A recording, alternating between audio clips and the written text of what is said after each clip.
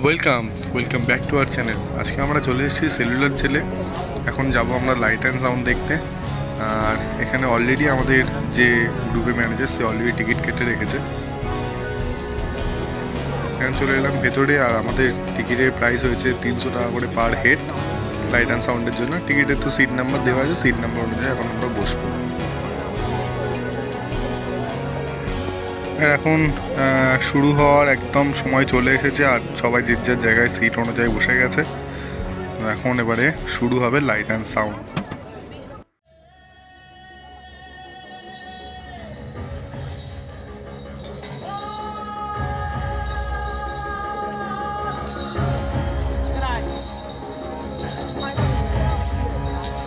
कोई माता की उम्मीदों पे न डाले पानी,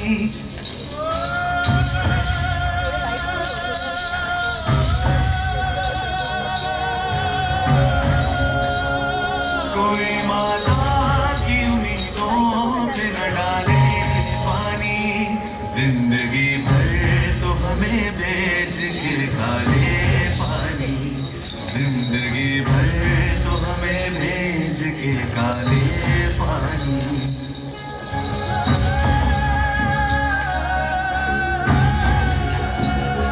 आसमां क्या यही बाकी था गजब ढाने को, लाके गुर्बत में रखा है हमें तड़पाने को। आसमां क्या यही बाकी था गजब ढाने को, लाके गुर्बत में रखा है हमें तड़पाने को। आज जिस घर में हम तैयार थे मर जाने को, जीते जी हमसे छुड़ाया है काश आने को। जिंदगी भर तो हमें बेच के सारे पानी, जिंदगी भर तो हमें बेच के सारे पानी। कोई माता की उंगलियों पे न डाले पानी, कोई माता की उंगलियों पे न डाले पानी। जिंदगी भर तो हमें बेच के काले पानी, जिंदगी भर तो हमें बेच के काले पानी, जिंदगी भर तो हमें बेच के काले पानी।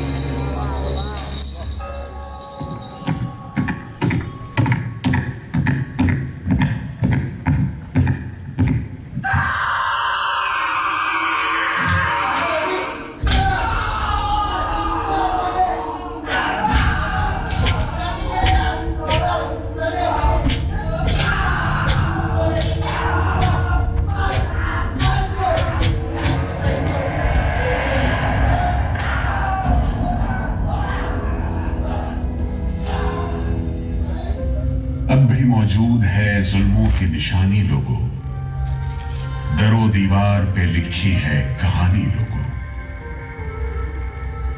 कहां से शुरू करूं ये कहानी? जुल्म सितम की ये दास्तां, आजादी के परवानों की वीरता और त्याग की गाथा।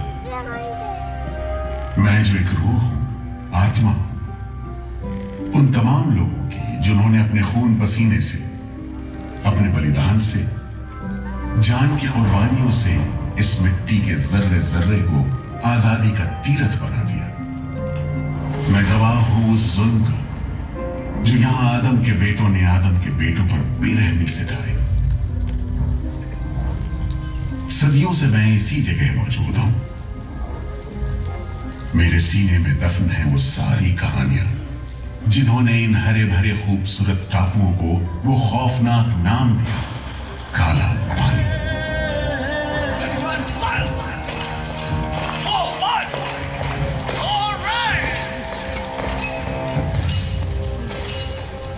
तो वहीं से शुरू करते हैं, उसी हरियाली से जो कैद करने वालों के जुल्म और कैदियों के खून पसीने से बेदाग थी।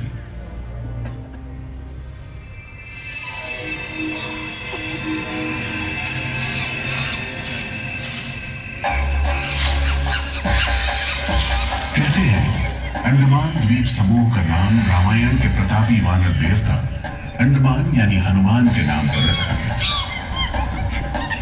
पुराने जमाने से ये कहानी चली आती है कि जब राम ने लंका पर चढ़ाई करने की योजना बनाई थी तो पहले इन्हीं टापुओं से धावा मारने की सोची थी, लेकिन बाद में इरादा बदलकर धनुषकोटि से हमला किया। इतिहास और पुराण में अंडमान द्वीप समूह इसी सिलसिले में याद किया जाता रहा है।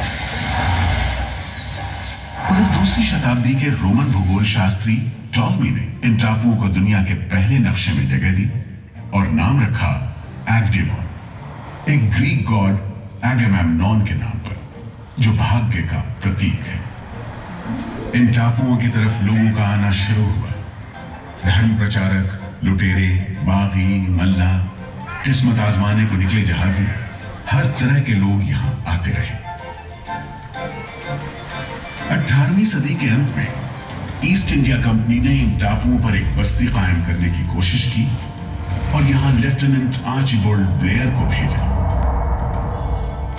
मगर ये कोशिश नाकाम रही और अगले 60-70 बरस तक किसी ने इन टापुओं की सुध नहीं ली।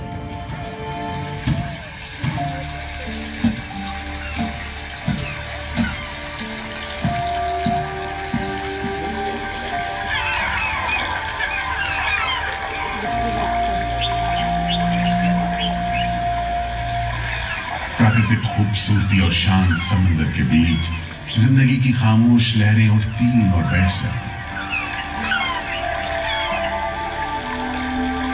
उगते सूरज के साथ पक्षी जागते और डूबते सूरज के साथ इन टापुओं पर जिंदगी सुकून से सो जाती। कि तभी भारत का पहला स्वाधीनता संग्राम यानी 1857 की आजादी की लड़ाई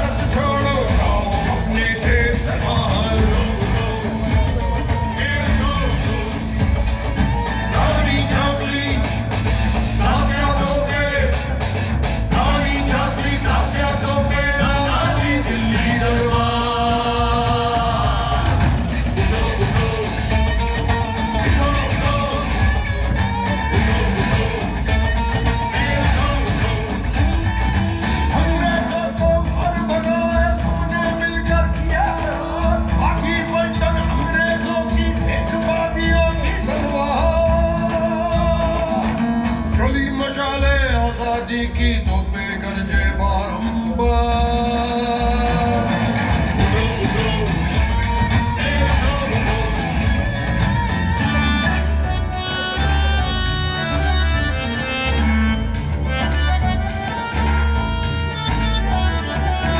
लोहे से लोहा बजता था, मची हुई थी चीख पुकार। लोहे से लोहा बजता था, मची हुई थी चीख पुकार। सुनो कंपनी वालों सुन लो, सुनो कंपनी वालों सुन लो, नहीं सहेंगे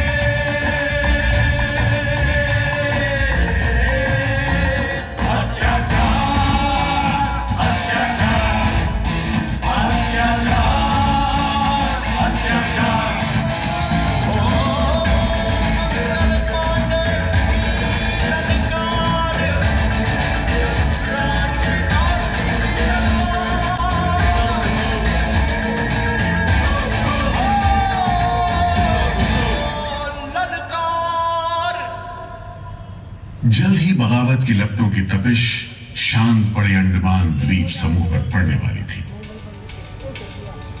आजादी के मत वालों को सबक सिखाने के लिए फिरंगी सरकार ने 15 जनवरी 1858 को पूरे के पूरे अंडमान द्वीप समूह को एक कैद खाने में बदलने का फैसला किया। His Excellency गवर्नर जनरल ने काउंसिल में ये फैसला किया है कि अंडमान आइलैंड में कैदियों की एक बस्ती बनाई जाए। इसमें शुरू में ऐसे मुजरिम रखे जाएं जिन्हें बगावत और राजद्रोह और इससे ताल्लुक रखने वाले दूसरे अपराधियों के लिए कैद या देश निकाले की सजा दी गई हो। और इस तरह अंडमान द्वीप समूह की पुरानी खाड़ी का नाम लेफ्टिनेंट आर्चिबाल्ड ब्लेयर के नाम पर पोर्ट ब्लेयर रखकर मुजरिमों की बस्ती कायम की गई।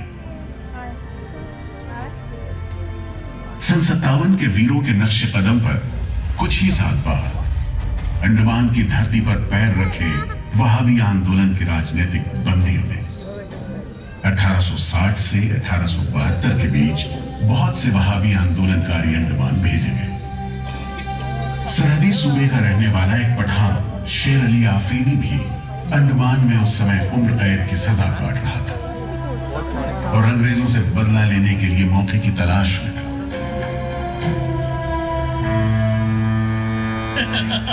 क्यों है शेर अली, तुम इस भीड़ भाड़ में कैसे? ओए, हम सुना है फिरंगी का लाट साहब इधर आता है। हम भी देखने आया है जुल्म करने वाले का सरदार कैसा दिखता है।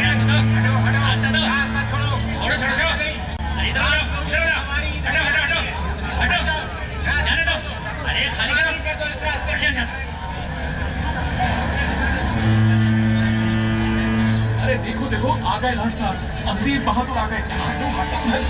मिस्टर बर्ल, मैं सोचता हूँ कि इस खूबसूरती के बीच रहने के लिए प्रिजनर होना भी मैं एक्सेप्ट कर लेता। Yes, indeed. Just look how beautiful this place is. ये प्रिजनर लोग इस खूबसूरती को नहीं देखते, वरना इस टापू को प्रिजन नहीं स्वर्ग समझते। यस सर, आप ठीक कहते हैं। इधर आइए प्लीज। हम तुमको खत्म कर देगा फिरंगी जालिम। कैदियों के साथ तुम लोग जो हैवानी सलूक करता है, हम बर्दाश्त नहीं करेगा। पकड़ो इसको। शेर अली है सजा याफ्ता कैदी, सजा में रियायत पाकर नाई की दुकान चलाता है। जैसा कि होना था, शेर अली को फांसी हो गई।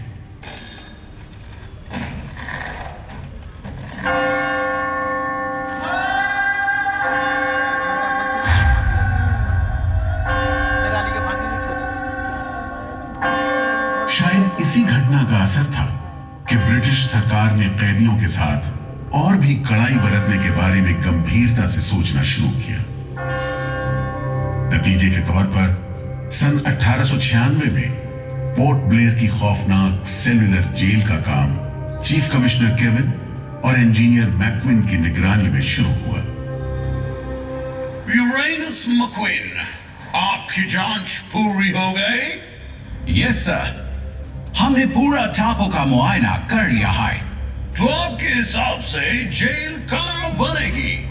मेरा राय भी जेल इसी जगह बने तो अच्छा रहेगा सर। इस पहाड़ी पर? यस सर, हम इस पहाड़ी को ईस्ट का तरफ ऊपर से काटकर समुद्र से 60 फीट की ऊंचाई पर मैदान बना देगा। इससे दो फायदा होगा, जेल के लिए जगह निकलेगा और पहाड़ी काटने से जो मिट्टी निकलेगा उससे हम नीचे का दलदल को भरकर ऑफिसर्स के लिए टेनिस एंड क्रिकेट खेलने का मैदान, इवन जिमखाना क्लब भी बना सकता सर। तय हुआ कि 5 लाख रुपए की लागत से पोर्ट ब्लेयर की इस पहाड़ी पर जेल बनेगा। फॉरेन कारीगरों के अलावा 600 कैदियों को काम पर लगा दिया गया। इस जेल में एक वक्त में 700 कैदियों को बंद रखा जा सकता था। योजना के अनुसार जेल के बीचों बीच एक मीनार बनाई जानी थी, जिसकी 7 दिशाओं में 7 खंड किसी सितारे की भुजाओं की तरह निकले होंगे। हर खंड में 3 मंजिलें बनाई जाएंगी और 7 खंड में कुल मिलाकर 698 कोठरियों का निर्माण होना था। ईंटों की ढुलाई के लिए ट्रेन की 5 मील लंबी पटरी बिछाई गई। इमारत बनाने के लिए ढेर सारे सामान बर्मा से मंगवाए गए। जेल को बनाने में कोई 3 करोड़ ईंटें इस्तेमाल की गई। इंसानी खून पसीने की तो कोई गिनती ही नहीं।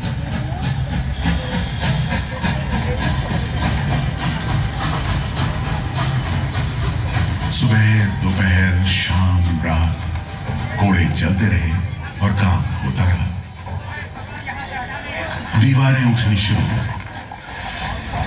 आखिरकार 10 साल बाद सन 1906 में यह विशालकाय जेल तैयार हुआ और यहीं से अंडमान के इतिहास का सबसे काला दौर शुरू हुआ।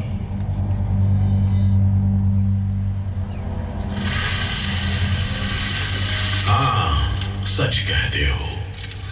आज भी उस दौर को याद करके झुरझुरी सी हो जाती है। मैं पुराना पीपल का पेड़ जेल खाना बनने के इस लंबे अरसे में हर रोज अपनी जान की खैर मनाता रहा, क्योंकि इस पहाड़ी पर उगे हुए घने जंगल साफ करने के दौरान बहुत से लोग थे जिनका ख्याल था कि मुझे भी और पेड़ों की तरह काट गिराया जाना चाहिए, लेकिन मैं बच निकला। मेरी किस्मत में शायद खड़ा रहकर इस जेल में होने वाली यातनाएं देखना लिखा था। हर एक कैदी जेल के फाटक के भीतर आकर मेरी डालियों के नीचे से ही निकला है।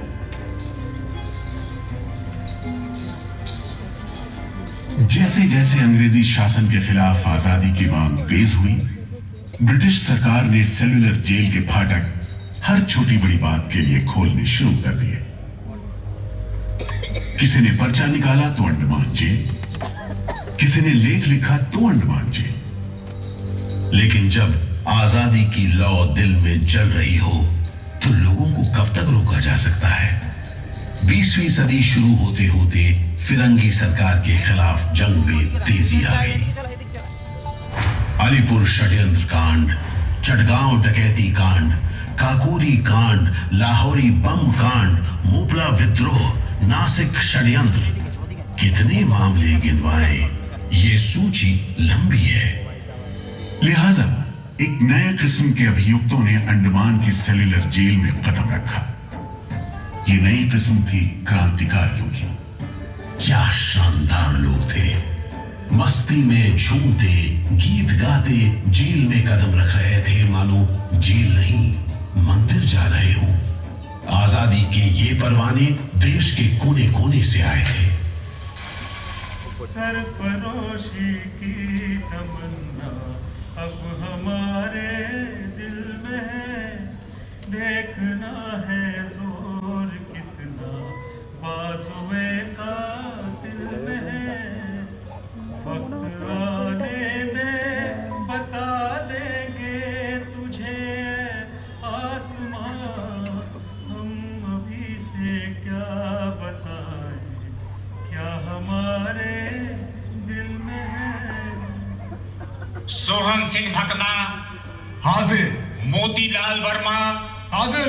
पंडित परमानंद शास्त्री हाजिर है। बटुकेश्वर दत्त हाजिर। सचिंद्र नाथ सान्याल हाजिर। उल्लासकर दत्त हाजिर। पृथ्वी सिंह आजाद, पृथ्वी सिंह आजाद हाजिर। हर आदमी के दिल में स्वाधीनता की लौ जल रही थी। इस जोत को बुझाने का काम ब्रिटिश सरकार ने जिस अफसर को सौंपा वो था सेल्युलर जेल का जेलर डेविड बेरी। जमादार। जी हुजूर। नया कैदी लोग आया? जी सरकार, सभी लाइन से खड़े हैं। ठीक है, सुनो, इनसे कह दो कि इस जगह पर हम शेर को पालतू बनाता है, तो तुम जेल का दीवार देखता है, जानता है इसको इतना नीचे क्यों बनाया? इधर से कोई भागने को नहीं सकता। यह सब तरफ 1000 माइल्स तक पानी है और ऊपर खुदा है। और तुम हमको देखता है? हम इधर का खुदा है, डेविड पेरी। Get it? इस तरह कैदियों से ठसाठस भरी जेल की गंदी सीलन भरी बदबूदार हवा में कैदियों का बंदी जीवन शुरू होता है। बेड़ियों की आवाज, वार्डनों की गाली गलौज और मार खाते कैदियों की चीख पुकार से गूंजते कोठरियों का दम घुट माहौल कड़े से कड़े इंसान को तोड़ने के लिए काफी था।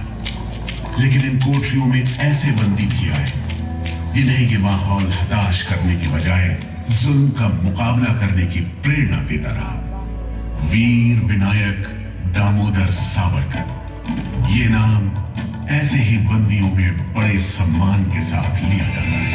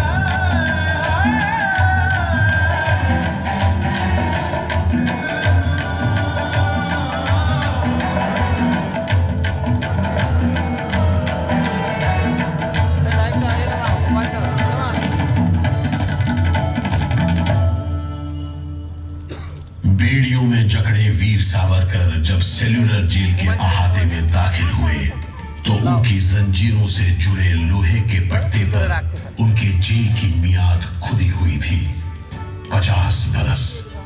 24 दिसंबर 1910 से 30 दिसंबर 1960 तक। विल सावरकर, तुमको 2 बार का उम्र कैद का सजा मिला है। 50 बरस बाद सरकार तुमको छोड़ देगा। मिस्टर पेरी, तुम्हें विश्वास है कि तुम और तुम्हारी सरकार 50 बरस यहां रह पाएगी? सावरकर को इस बात में रत्ती भर भी शक नहीं था कि आजादी की जो लपटें हिंदुस्तानियों के मन में धड़क रही हैं, उन्हें अंग्रेज अब बुझा नहीं सकेंगे और जल्द ही उन्हें जाना होगा।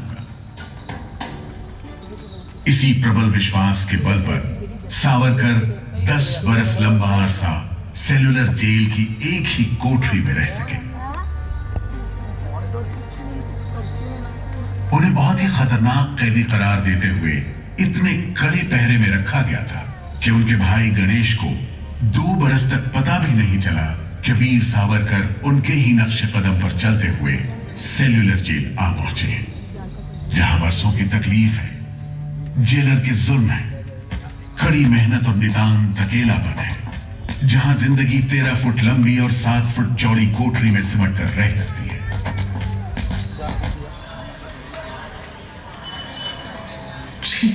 ठीक कैसा रत्ती खाना है? चावल में कंकड़ है, सब्जी में रेत है और दाल में कीड़े। खाना क्या है? घास फूस है। बर्तन भी देखो कैसे टूटे फूटे, जंग से लाल और तेल से जुड़े हुए। सबसे ज्यादा कमी तो पानी की है। आज सुबह जब मैंने पानी मांगा, जमादार बोला दिन में 2 बार मिलेगा बस। अरे पीने लायक होता तो बात थी। कैसे इतनी बास मारता है कि नाक बंद करके पीना पड़ता है। इस खाने को कैसे खा सकते हैं? कैदियों को गाली देना या पीटना मामूली बात थी, चाहे वो खा रहे हों या काम कर रहे हों। और काम न सिर्फ मुश्किल था बल्कि उसका कोटा भी तय था। 7 में से 4 खंडों की कोठरियों में तेल निकालने के उपकरण लगे थे।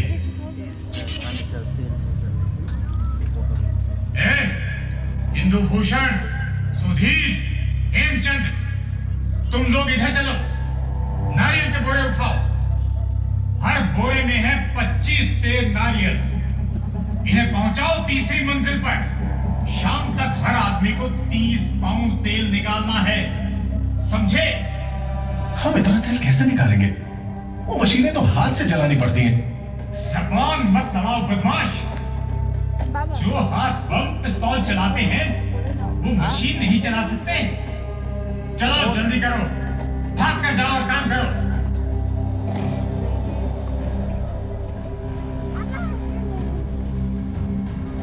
मेरा बात ध्यान से सुनो। जी हुजूर। जो आदमी काम नहीं करे उसको पेट लगाओ। जी हुजूर। समझा? जी। सजा दो, कोई छूट नहीं दो। जी। कोटा पूरा कराओ। जी। लेकिन तमाम मारपीट और गाली गलौज के बावजूद यदि कैदी काम पूरा न कर पाते, तब जो सजा मिलती वो किसी की भी हिम्मत तोड़ने के लिए काफी थी। जमादार, जी हुजूर। इसको 2 दिन तक टाट का वर्दी पहना। कल से इसका गाना बंद। जी। सिर्फ 2 कप खंडी दो। जी हुजूर। ये पहला बार काम नहीं पूरा किया। जी। इस वास्ते इसको 1 हफ्ता हथकड़ी में रखो। जी हुजूर।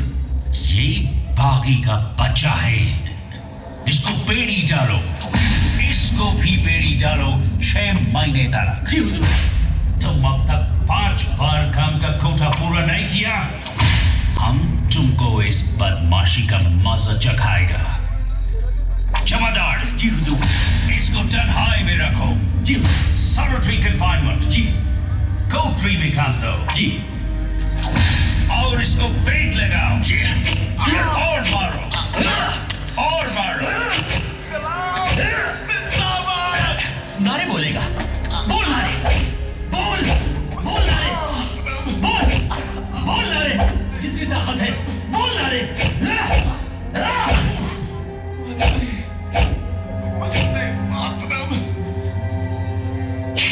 उल्हासकर दत्त ने इस सारी तकलीफ की दिल को छू देने वाली तस्वीर खींची है। हमारे गांव में तेल के लिए कोल्हू में बैल जोते जाते हैं। वो भी दिन में 10 से 12 सेर से ज्यादा तेल नहीं निकाल पाते। जेल में मुझे 2 और कैदियों के साथ बैल की जगह जोत दिया जाता था और हमें शाम तक 1 मन नारियल का तेल निकालने का काम सौंपा जाता। जमादार हमें दौड़ने पर मजबूर करते और रफ्तार धीमी होने पर कोड़े मारते। हर रोज न जाने हम कितनी बार लड़खड़ाते, गिरते और मार खाते, और ये सिलसिला निरंतर चलता रहा। हुजूर, ये काम करने से इनकार करता है। क्यों? क्यों काम नहीं करेगा? जैसा बर्ताव ये जमादार करते हैं उसमें मैं काम नहीं करूंगा। मारपीट और सजा का नतीजा ये हुआ कि उल्हासकर ने 7 दिन के बाद खाना पीना और बात करना भी बंद कर दिया। वार्डनों का ख्याल था कि उल्हासकर पागल होते जा रहे हैं, लेकिन जेलर बेरी ने इसे नाटक बताते हुए उल्हासकर को बिजली के झटके लगाने का हुक्म दिया, जिसके बाद उल्हासकर 3 दिन और 3 रात बेहोश रहे। उसके बाद कहीं जाकर डॉक्टर को बुलाया गया। सुनो मिस्टर उल्हासकर, हम जानते हैं तुम अपने मुल्क का आजादी के वास्ते ये करता, तुम्हारा काम को ठीक नहीं समझता, लेकिन तुम अभी जवान है। एक दिन अपना सजा पूरा करके वापस अपना मुल्क जाएगा, तब अपना हाथ से जान क्यों लेता? क्या तुम डरपोक है? हम अपना सीनियर ऑफिसर का हुक्म नहीं बदल सकता, लेकिन तुम चाहेगा तो हम तुमको मेंटल हॉस्पिटल में भर्ती करा देगा। ठीक है, इन जानवरों के बीच रहने से पागलों के बीच रहना बेहतर होगा। उल्हासकर की सारी तकलीफ का जेलर डेविड बेरी पर कोई असर नहीं हुआ। उल्हासकर के जाने के बाद बेरी ने वीर सावरकर को चिढ़ाते हुए पूछा, क्यों सावरकर, तुम भी पागलपन का बहाना करेगा क्या? तुम्हारे बाद मिस्टर बेरी। अच्छा। हाँ, जिस तरह के अत्याचार तुम कर रहे हो उनसे कोई भी आदमी पागल हो सकता है। रहने दो ये सब बात सावरकर, तुम अच्छी तरह जानता है उल्लासकर पागल नहीं है, बहाना खाता है। मिस्टर बेरी, अगर तुम सोचते हो कि उल्लास बहाना कर रहा था तब तुम पहले ही पागल हो चुके हो। ये सब अत्याचार बंद करो, वरना हमारे पास स्ट्राइक के अलावा कोई रास्ता नहीं बचेगा। छूट नहीं, रियायत नहीं, छूट नहीं, रियायत नहीं। हमारी मांगे पूरी करो, पूरी करो। बंदियों को छोड़ दो, बंदियों को छोड़ दो। और इस तरह कैदियों ने अपना आखिरी हथियार इस्तेमाल करना शुरू किया। हड़तालों का एक लंबा सिलसिला चल पड़ा, मगर ऐसे मामलों से जेलर बेरी और उसके अमले के रवैये में कोई खास फर्क नहीं पड़ा। कुल मिलाकर सेलुलर जेल के कैदी तकलीफ और बदसलूकी के बीच अपने दिन गुजारते रहे।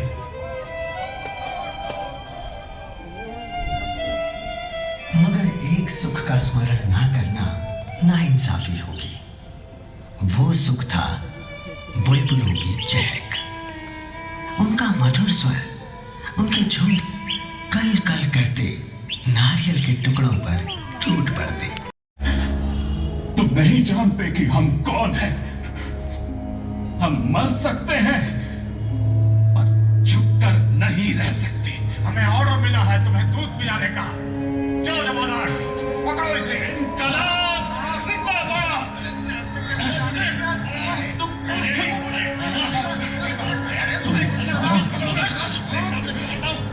हम जबरदस्ती नहीं सहेंगे।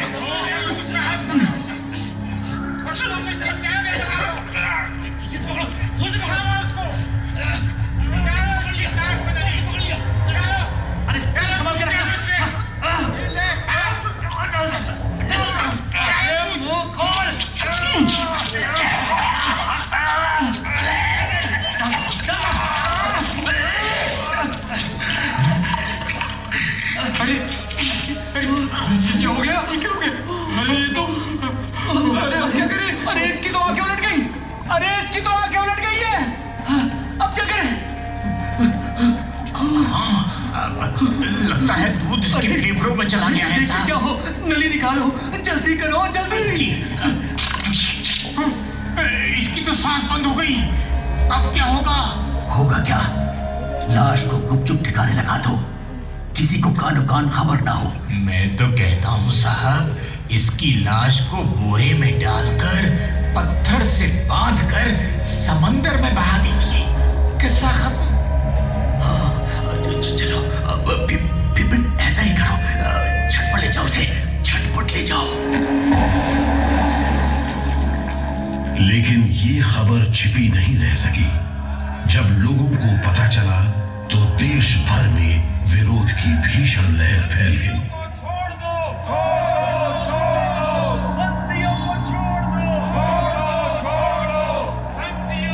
45 दिन बाद 26 जून 1933 को जेल अधिकारियों ने हथियार डाल दिए। लेकिन देश अभी भी गुलामी की जंजीरों में जकड़ा हुआ था।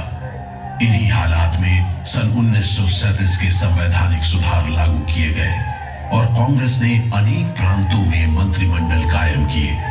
स्वाधीनता की तरफ बढ़ते कदमों में तेजी लाने के लिए अंडमान के सेलुलर जेल के बंदियों ने भी आवाज बुलंद की। बंदियों की रिहाई, स्वदेश वापसी और राजनीतिक बंदियों के लिए बेहतर सुविधाएं हासिल करने की मांग को लेकर 24 जुलाई 1937 को सेलुलर जेल के कैदियों ने सामूहिक अनशन शुरू किया।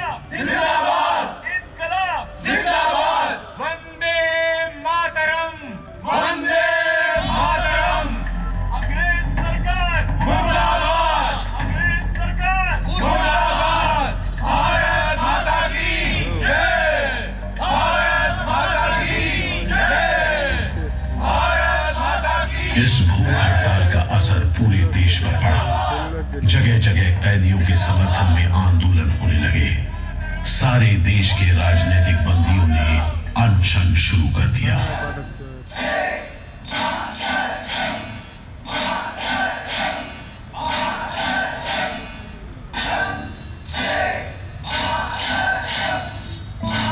गुरुदेव रविंद्रनाथ ठाकुर और कांग्रेस की कार्यकारिणी की तरफ से जवाहरलाल नेहरू ने कैदियों से भूख हड़ताल समाप्त करने की अपील की और 28 अगस्त 1937 को गांधी जी ने सेलुलर जेल के बंदियों को तार से संदेश भेजा।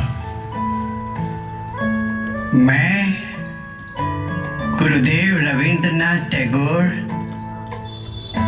और वर्किंग कमेटी की राय में अपनी अपील भी जोड़ना चाहता हूं। आप सब हड़ताल वापस ले लें और हम पर भरोसा रखें। हम आपको राहत दिलाने के लिए पूरी कोशिश कर रहे हैं। कैदियों पर गांधी जी की इस अपील का बहुत असर पड़ा। सभी कैदियों ने आपस में सलाह करने के बाद जवाब दिया। देशव्यापी अपील और आपके संदेश ने हमारे दिलों को छू लिया है। हम इस भरोसे पर भूख हड़ताल मुलतवी कर रहे हैं कि सारे देश ने हमारी मांगों और हमारे उद्देश्य को अपना बना लिया है। वंदे मातरम। 36 दिन के संघर्ष के बाद एक बार फिर बंदियों की जीत हुई। नतीजे के तौर पर सितंबर 1937 से सेलुलर जेल के कैदियों की स्वदेश वापसी शुरू हो गई। आखिरी जत्था जनवरी 1938 में रवाना हुआ और 80 साल बाद सेलुलर जेल राजनीतिक बंदियों से खाली हो गई और अंडमान द्वीप समूह के इतिहास का एक तकलीफदेह दौर खत्म हो गया।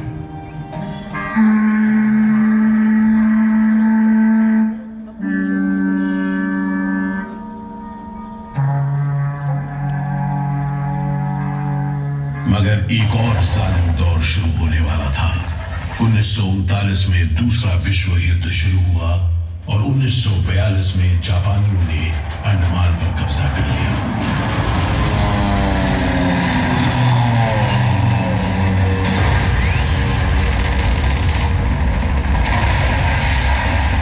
हालांकि अंडमान पर जापानियों का कब्जा सिर्फ 3 साल रहा, लेकिन इस अरसे में ही उन्होंने काफी जुल्म किया।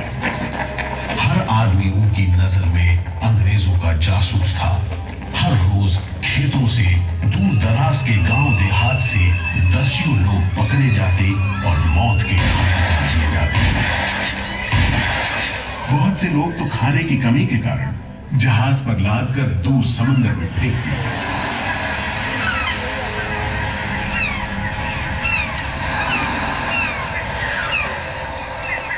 इसी दौरान नेताजी सुभाष चंद्र बोस अंडमान आए और जेल का मुआयना भी किया, मगर जापानी उन्हें जेल के उन हिस्सों में नहीं ले गए जहां वो सैकड़ों कैदियों को जासूस करार देकर तकलीफें पहुंचाते थे।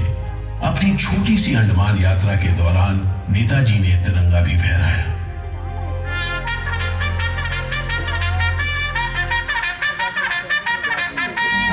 1945 में दूसरा महायुद्ध समाप्त हुआ और 3 साल 6 महीने 15 दिन के कब्जे के बाद अक्टूबर 1945 में अंडमान की जापानी छावनी ने अंग्रेजों के आगे हथियार डाल दिए।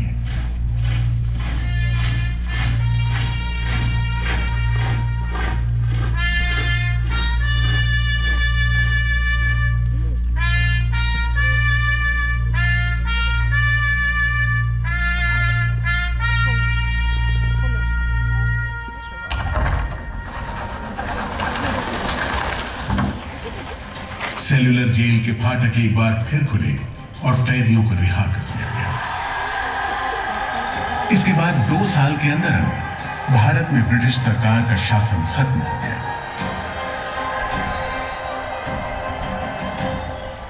अंडमान द्वीप समूह अब काला पानी के खौफनाक नाम से नहीं जाना जाता, लेकिन ये सारी तकलीफें जो आजादी के प्रेमियों ने यहां झेली, वो सारी कुर्बानियां जो देशभक्त वीरों ने यहां दी, आज भी देशवासियों के दिलो दिमाग पर छपी हुई है।